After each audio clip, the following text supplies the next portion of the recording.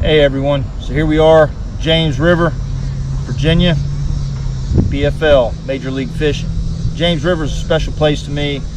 My dad took me here in 1989, 1990, watched the Bassmaster Classic. I got a chance to watch Hank Parker win, got a chance to watch Rick Clunn win. You know, it's a really cool place. You can make some long runs, a lot of cover to fish. It's a power fisherman's place to be. So I hope you enjoyed this video. I'm excited. James River's really special, so hopefully we catch some good fish. James River starts now, out here.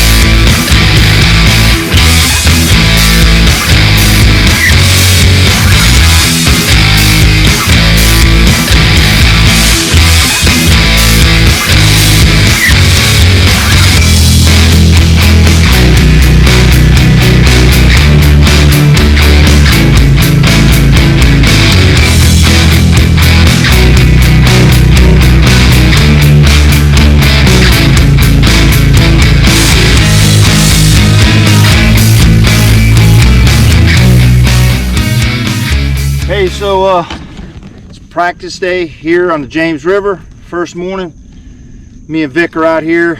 Ran all the way down to the Chickahominy.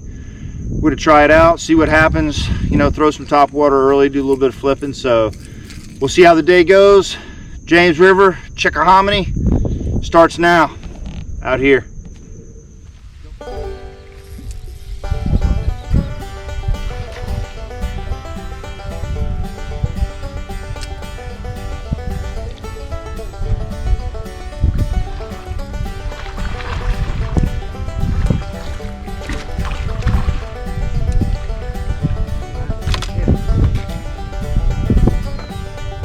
I think these fish are a little better in this creek.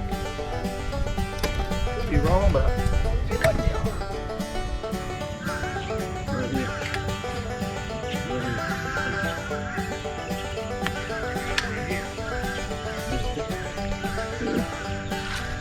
A little better fish.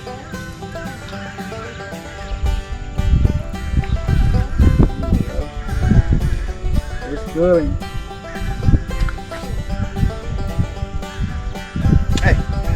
Fishing, you're good.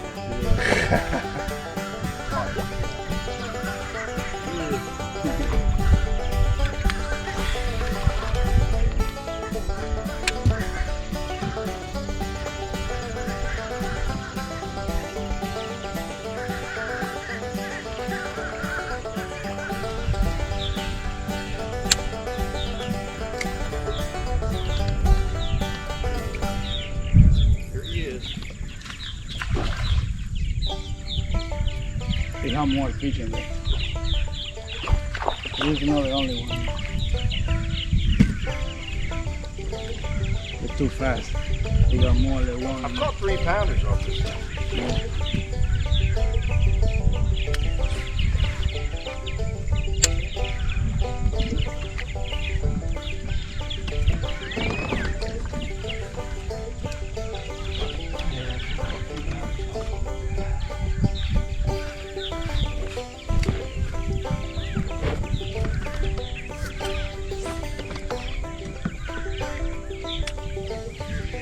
There's more than one.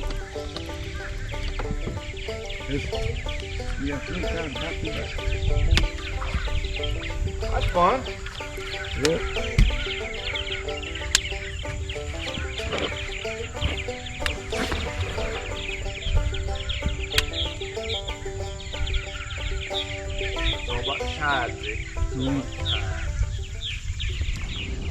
All right, Sergeant Major, give me the practice wrap up.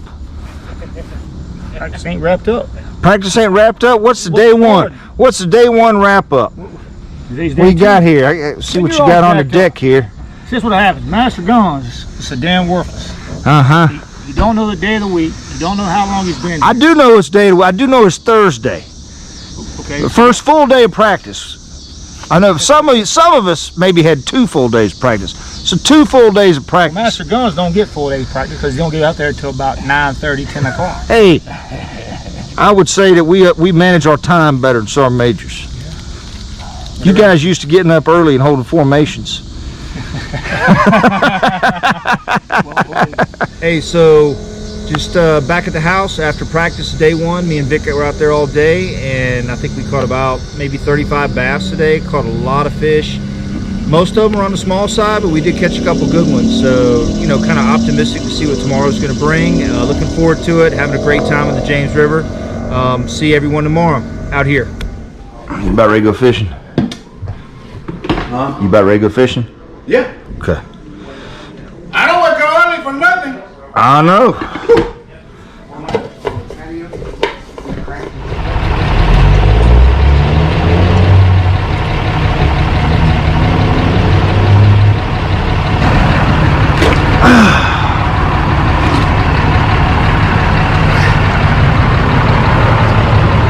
Hold on, Griff. Hold on. Stop. Hey!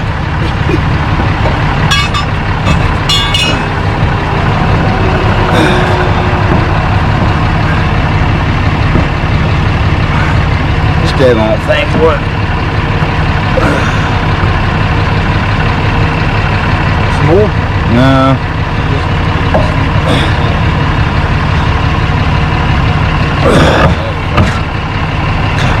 You notice?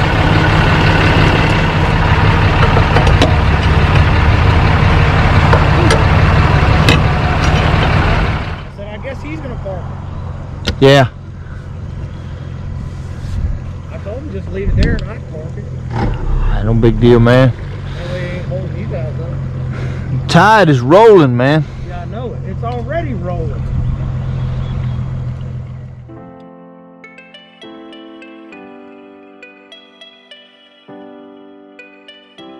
So I started off day 2 fishing pads off the main river of the Chickahominy. And the reason why I did that is in the afternoon on day 1, I caught a really nice fish flipping pads, probably 5 pounds, maybe a little over. And that was the biggest bite I had all practice. And I had caught so many small fish, you know, the last day. I knew I had to do something to catch, some bigger fish. And some of the guys I was staying with were talking about how they were flipping pads and they were frogging pads and they were getting a few good bites here and there. They weren't getting many good bites, but they were getting enough to make it worth their time. So, considering I had caught that one fish on day 1, I thought, I've got to do this. And for those of you that fished a lot of tournaments, like, the first 2 hours of practice day, maybe 2.5 hours, are critical times. And, once you burn through that, especially in the summer, your odds of getting a good bite really go way down. And so I made the decision to use my best few hours of the day on the second day to dedicate it to flipping and frogging. And it just did not work out. And before I knew it, it was probably 10:30, 11 o'clock, and I hadn't had a bite flipping. And so I moved, you can see here, to some dirty water and in a creek.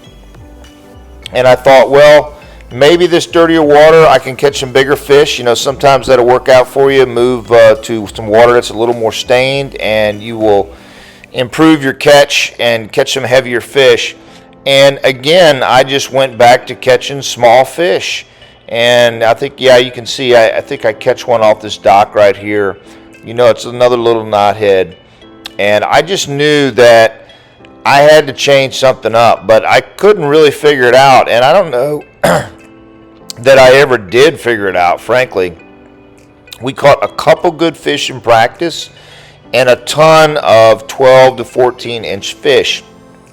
And I felt like I was really setting myself up, for probably about a 6 to 8 pound day. I was very confident I could catch a limit, but I figured probably 150 other guys in the tournament were as well. And in my mind, I thought if I could catch 10 to 11 pounds, I would be a little above the average, and that would be a decent tournament for me.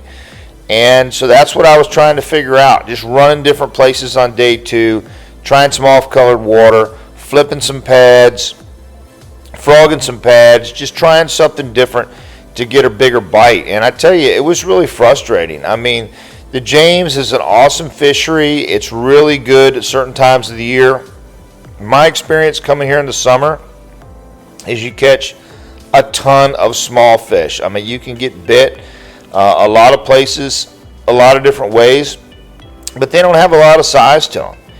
And so, trying to find those bigger fish was key, and I knew there was going to be probably 20, 25 guys that did it, and a few of them were really going to crush it because there are some big fish in the Chickahominy, especially off this main river. And I, just kind of put my head down and I started grinding. So this clip right here was actually taken on practice day 1. And right here, I believe it's right here, yeah, I catch the biggest fish of all my practice right here flipping.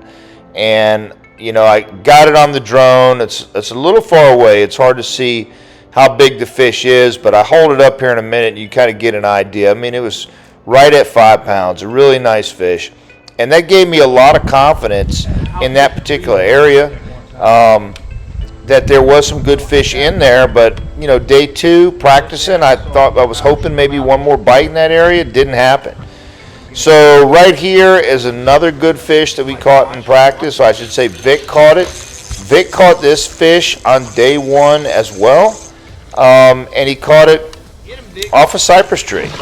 And, I kind of thought to myself, well, maybe I can run some cypress trees and get bit. I tried that as well on day 1, and it just didn't work out. And my buddy Griff had told me he had caught a few good fish fishing cypress trees on day 1 as well, and he couldn't repeat it either. So it just turned into like a very random thing, trying to catch these fish, bigger fish. And quite frankly, I could never really figure it out.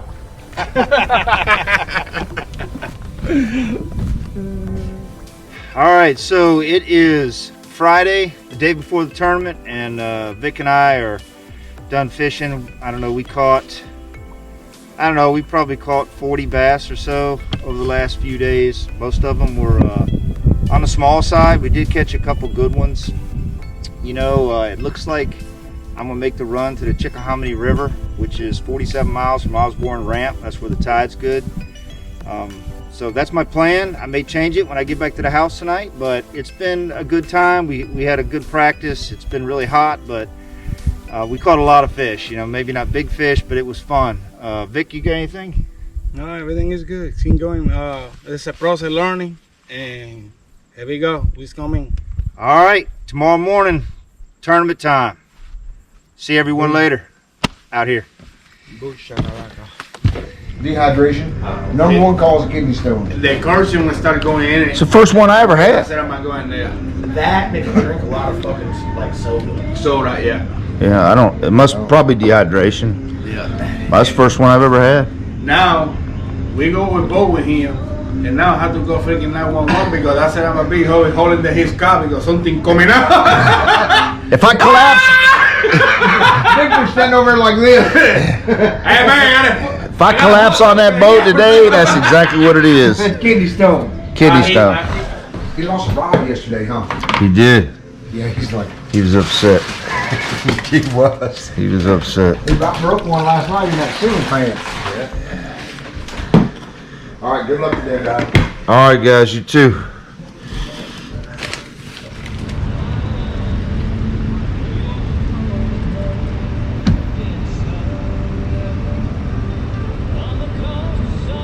You could throw on it. Thank you for the beautiful day that you've given us. Thank you for these anglers and what they mean to the sport of bass fishing. Thank you for our military, our first responders. Be with them till their dangerous jobs are done and they're safely home with their families. We ask that you be with these anglers as they compete today and they travel home. Give them traveling mercies. Be with our staff as they travel back to their homes or their next destination. Lord, we ask all of these things in your loving name. Amen.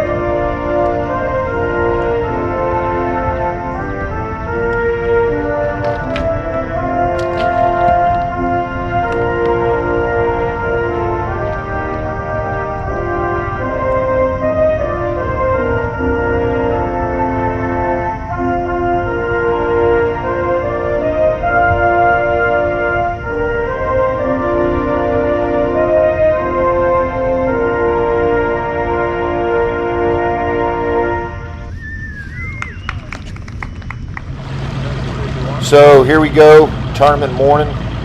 A lot of kind of nervous anxiety right now is what I was thinking. You know, I really wasn't that confident I could catch a lot of big fish because I didn't catch many in practice. I did catch some 2.5 pounders, which I know would go a long ways, and I did catch one really big fish. So I thought maybe, you know, I could put 10, 11 pounds in the boat and things would go well. And my plan was to stop really close to the launch ramp and try to catch a quick couple fish before the sun got up. So this is my first stop, a small creek not too far from the launch. If you pay attention, you can probably figure out where it's at. I don't think it's any secret. One of the things that I noticed as soon as I got there was the water was a lot dirtier and muddier than it was when I had practiced. And I think that's because the tide was, you know, coming in a little faster than I anticipated, and it was bringing in a lot of that muddy water. I think a lot of the boats running by the last few days had muddied up that area as well, but I knew there was a few fish in here. I caught some in practice, and it was worth the stop. Did not result in any keepers, but honestly, if I had to do it over again, I would probably go to the same area. But it is a good little creek, and you can occasionally catch, you know, some keepers out of here, and that was my intent.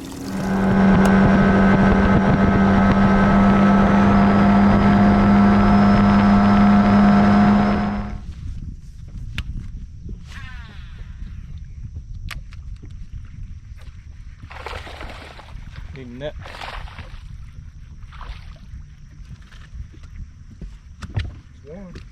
There you go. Much, but he's a fish. Skunk's off the boat, right? What's that? Said the skunk is off the boat then. He's 12 inches, ain't he? Yeah, he looks like it to me.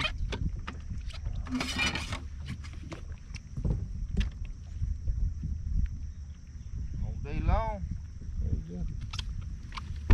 So at this particular wing dam, I did catch, you know, probably 2.5 and a 2-pounder off of it in practice, and so I knew there was some good fish here. But I will tell you, when I first got there, there was a guy that was already on it. I think that happens a lot. People find, you know, the same fish you do, and I had to rotate back around to it. This is my third stop. It's a place that I usually try and hit. I've caught some bigger fish in here over the years, and it was unproductive this time. The tide was coming in pretty strong right here. The watercolor wasn't too bad. I was pretty optimistic maybe I could get a big bite. but it just didn't happen. And I was sticking to my game plan, you know, to fish up north to around 8 o'clock, 8:30. And then the plan was to make the run down to the Chick. I knew the tide would start getting right. You know, my guess was around 9:30 or so. And that's what I did. Third stop, still have one fish. So at this point, I decided to make the run to the Chick. It's around 8:30, 8:45 in the morning, and by the time I get down to the Chick, it's around 9:30. It's 47 miles to the mouth of the Chickahominy, and the tide is coming out. And let's see what happens. You know, I'm here at the Chick. I'm optimistic that I can put some fish in the boat.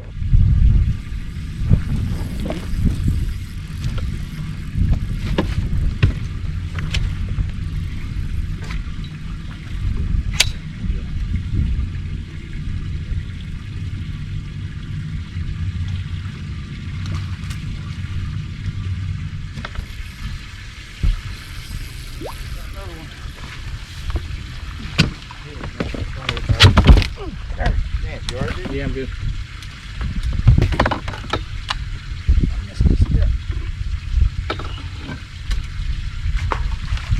Got it.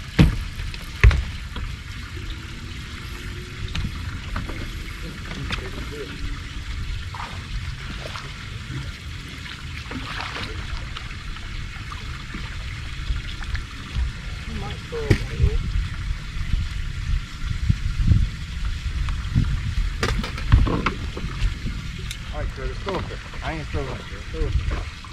Let it run it over. Right there. Right there. All right.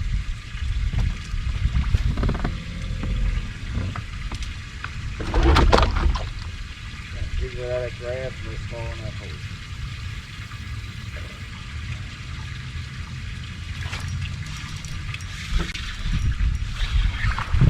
Where's the net?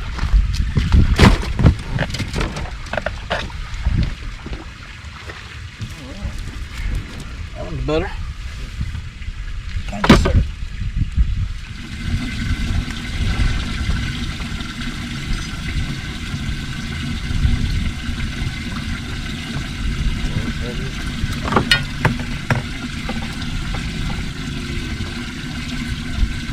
Yellow bigger than white, right? Yes, sir. But that was an upgrade. Yellow is the smallest. White goes back.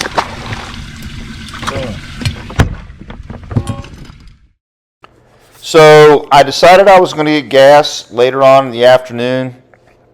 And, you know, it's a really long run down to the Chick. Last time I made it, I was pretty much on fumes coming in. I had maybe had a gallon or two of gas left, and I just didn't want to chance it this time because you never know. Gas is really expensive on the water. I really didn't want to get gas, but I felt like I couldn't risk it. I think I paid like $4.60 a gallon for gas at this marina. You know, it was really kind of highway robbery, but I didn't have much of a choice, which brings me to, I've noticed a lot of the new boats these days do not hold as much gas as the older boats. My old Ranger held 48 gallons of gas, and I never had to put gas in my boat on the water. And this Ranger here only holds 39 gallons of gas. And even some of the big 20, 21-foot boats, they don't hold as much gas as they used to. I'm sure it's probably something to do with EPA regulations, but just for those of you that are thinking about making this run, take a hard look at how much gas your boat holds, because you very well may have to get gas on the water. You know, it's going to take some time out of your day, but it sure beats getting stuck, you know, kind of out in the middle of nowhere, making a run back to Osborne. So quickly got gas and then headed to my last spot. And this is where I thought maybe I could, you know, catch a few big fish, maybe get one or two bite. This was like my last chance to really up my weight. And I was going to do some flipping and frogging. That was my plan. I stuck to it. And, you know, I just went in here and I started flipping. I took my time. And really didn't have any bites. I hadn't even thought I had nothing. I think part of the problem is, looking back on it, you know, this particular area of the river, a lot of boat traffic right here. a lot of waves washing in and out of these pads. I noticed the water was a lot muddier than it was in practice. I mean, it was a Saturday. There was people out jet skiing everywhere, boats flying up and down the river. And while I was flipping here, you can see the boat rocking some. There was constant waves coming in and out of here. I didn't realize it until like the last day of practice, but I had a couple of the buddies that I was rooming with were actually fishing right here, these same set of pads, and there was some fish here. There was some decent fish here, but it just didn't work out for me. I really don't know where my buddy finished. I should have checked. I think he did end up catching some here, but he got here real early. You can see boats and jet skis coming by. That's something that you really have to take into account, especially in these rivers that kind of snake and wind and they're not too wide, is just how much washout you're going to have. And I didn't really realize it was going to be that bad. I should have. I didn't really consider the Chickahominy like a recreational river, but it is, and I think that's what cost me.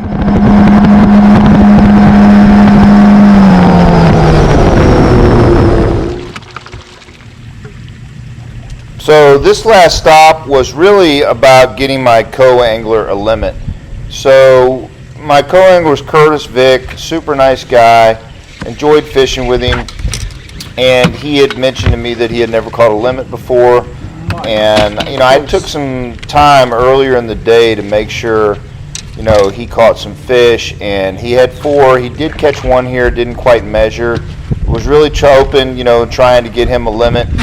His wife and kids were coming to the weigh-in, so I ended up catching one, small fish, but that's what this stop was about. We only had a few minutes, and I tell you, for those of you that are co-anglers watching, boaters do this, and, I try to help my co-anglers catch fish. Sometimes you can't, but when I have time, I do it, and Curtis was a great guy, and I was trying to help him out.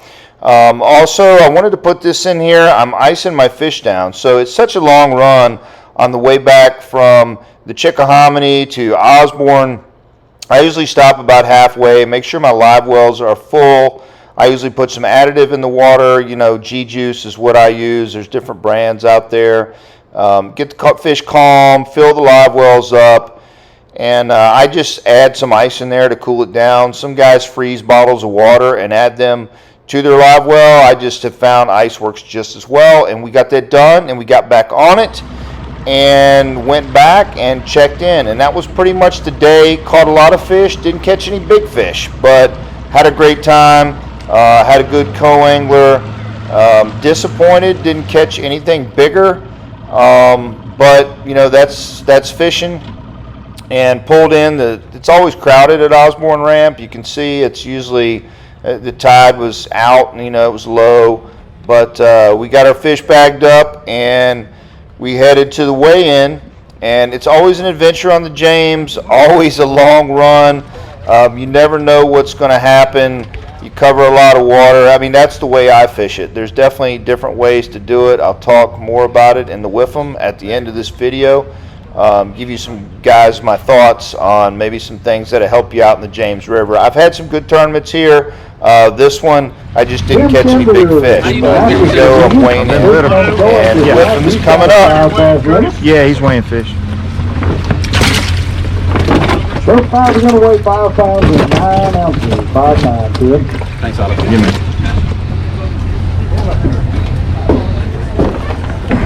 What about Otto Hicks from Sneaksbury, fishing on the other side?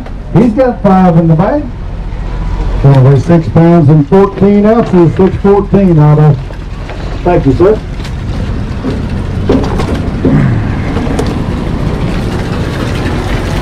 We've got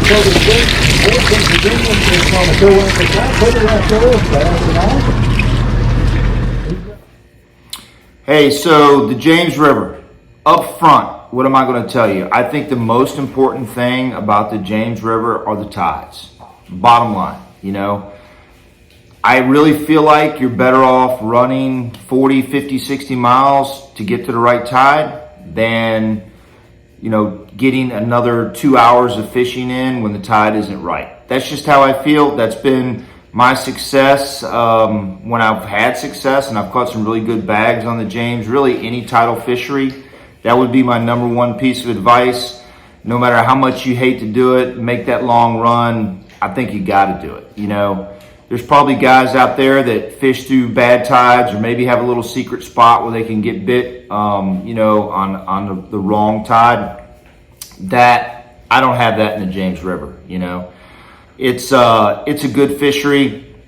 I will tell you another issue on tidal water that is huge is, you know, hey, what's the water color, right? So when that tide comes in and it comes out, it changes your water color a lot. Those fish and tidal rivers will not bite, in my experience, if the water has got like a lot of that silt and cloud in it. If it's stained, that's one thing, but if that tide is bringing in like silty, cloudy water, it will just shut the bite down. So you really have to pay attention to that. I think the other thing that is really important is, you know, your gear, your equipment. You're making these long runs and you better make sure everything works. And what I mean by that, you know, if your batteries have to be solid, you need to make sure your lower unit, you know, the gear oil in that lower unit has been changed. I think you need to make sure you have a jump starter. You need to make sure your trolling motor is strapped down. You need to make sure your electronics are tight. You know, nothing's going to come off, because on those long runs, especially when you're trying to maximize fishing time, you don't have a lot of time to mess around with equipment. And if something goes wrong in the middle of your run and costs you 15 to 20 minutes, you could be late for the tournament. The other thing I think that shouldn't really be a surprise is finding grass on the James River. The James River has lily pads. It also has some hydrilla and a little bit of milfoil. If you can find good grass, I think that's a big deal. Good grass on the right tide with the right water clarity. That's really, I think, what you're looking for. A lot of pressure on the James River, no different than any of the other systems we fish. The good part is you can spread out, right? And I think when you're talking about spreading out in the James River, I mean, you can run south of the Chick, right? Of course, you can run way up to Richmond too. I'm sure there was probably some guys that did really well in the tournament that actually ran north and, you know, took advantage of the right tide in the morning, which leads me to, you know, so what is the right tide, Otto? What is the right tide? You know, in my opinion, you want outgoing water. That's what you want. You want to be fishing, you know, the last few hours of an outgoing tide or the first few hours of an incoming tide. The last few hours of an outgoing tide are much better. That has been the bite in the feed window for me. You know, for guys that fish a lot on tidal rivers, I don't think that's a surprise, but there's probably a few out there that really didn't have a clue. And that goes back to, you know, these videos. And really, it's a lot of information on these videos. You know, when I started fishing the James River, I didn't have a clue. I did have one buddy of mine, Cody Pike. I'll give him a shout out. He's helped me on the river. He's kind of told me some things. But, you know, I had fished quite a few tournaments on the river before I had ever talked to Cody. And I had to figure a lot of things out on my own. And that's really the way it's been for me, fishing these BFLs. I've got a few guys here and there, but, you know, nobody tells you really what they do. And the information that I put in these videos is huge. It's taken me a long time to figure it out, you know, to be able to realize, hey, I've got to run this far to this place to get the right tide, to throw, you know, these baits, to get some bites has been, I mean, it's been an adventure. You know, and you're fishing against guys that have 20 years of experience. You're fishing against locals. You're fishing against guys that fish team tournaments. And, you know, I'm good with it. It's a challenge to me. It makes me feel really good when I do well. You know, fishing here in the Neuse River, around the Eastern Carolina area, you know, I really don't have to practice. I can pretty much go out, me and a couple of my buddies, and we can usually catch some pretty good fish. Sometimes we win. You know, we've had a few years where we've won a lot of tournaments, you know. But when you get out and you're driving, you know, 5 hours, 6 hours, 4.5 hours, and you're up against a pretty stout crew, it's tough. The BFLs this year have been the toughest I can ever remember. 160 to 180 boats every single tournament. Where am I at right now? I'm 50th in the points. Top 45 goes to the regional. And what's the difference? Well, I will tell you the difference is, you know, between me being in 50th and me being in 20th or 15th place is like one fish on High Rock Lake, like 1.5, 2 pound fish in High Rock Lake extra, and probably the difference between 6 pounds and 14 ounces on the James River and 8 pounds and 14 ounces or 9 pounds and 14 ounces. I mean, it's not much, right? It's just a couple fish that weigh a little bit more. I mean, the competition is stiff. You know, I hope this information helps you. Think about what I said on the James River. What did I fish? You want to know what baits I fished? I fished a lot of small worms, a lot of light weights, stuff that will flow and move with the current. I threw a lot of frogs, and I did catch some on frogs in practice. I didn't catch any on frogs in the tournament. My guess is the guys that won the tournament probably did fish frogs. They probably caught some big fish flipping pads. That's my guess. I don't know. I will tell you that I did see the guy that won the tournament fishing in a spot that is just a community hole. You know, I saw him there first thing in the morning. I don't know if he stayed there all day or not, but that's where I saw him. And he had I think he had 19 pounds, you know, so I don't know if he sat there all day and grounded out or what. But my experience, again, you're better off running to where the tide is right. Pay attention to that watercolor. Use some light lures that move. Pay particular attention to your boat equipment on these long runs. And, you know, have fun on the James River. It's a cool place. If you've never been, I would encourage you to go. The next tournament is Kerr Lake, and it's going to be tough. Excuse me. It's going to be tough. Same thing. It's going to come down to 1 or 2 fish. The weights are going to be really tight. I'm hoping I can make the regional. I'm still in there. You know, I've still got a good chance to make it, and I'm going to give it my best shot. So, hey, thanks for watching these videos. Please subscribe. It's a lot of work. I appreciate everyone's support. I appreciate all your comments. I have a good time making this channel, and I hope everyone has a good time watching my videos. And I will see you on Kerr Lake out here.